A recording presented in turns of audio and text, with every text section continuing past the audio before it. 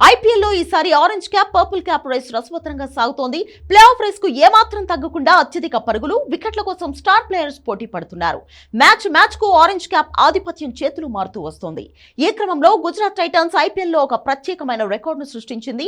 ఆ జట్టుకు చెందిన ముగ్గురు బ్యాటర్లు 500కు పైగా పరుగులు చేశారు.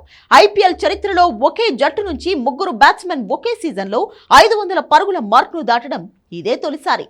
Gujarat Titans captain Shubman Gill, opener Sai Sudharsan, Jos Buttler ఇప్పటి వరకు ఐపీఎల్ 2025లో 500 కంటే ఎక్కువ పరుగులు సాధించి ఆరెంజ్ క్యాప్ చార్ట్ ను ఆక్రమించారు. ముంబై ఇండియన్స్ తో జరిగిన మ్యాచ్ లో శుభ్మన్ గిల్ 500 పరుగుల మార్కును దాటాడు.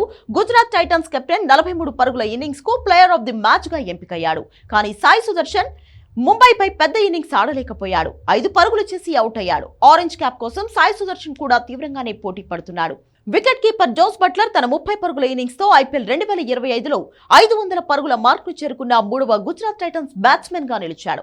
గుజరాత్ టైటన్స్ జట్టులో టాప్ బ్యాటర్లు ముగ్గురు తమ సూపర్ ఫామ్ కంటిన్యూ చేస్తున్నారు. ప్రస్తుతం ఆరెంజ్ క్యాప్ రేస్ లో సూర్యకుమార్ యాదవ్ టాప్ ప్లేస్ లో ఉండగా సాయి సుదర్శన్, గిల్, కోహ్లీ, బట్లర్ తర్వాతి స్థానాల్లో ఉన్నారు. అటు పర్పుల్ క్యాప్ జాబితాలో సైతం గుజరాత్ కు చెందిన ప్రసిద్ధ కృష్ణ టాప్ ప్లేస్ లో ఉన్నాడు. 11 మ్యాచ్లలో 20 వికెట్లు తీసుకున్నాడు. మొత్తం మీద అటు ఆరెంజ్ క్యాప్, ఇటు పర్పుల్ క్యాప్ లో గుజరాత్ హవానే కనిపిస్తోంది.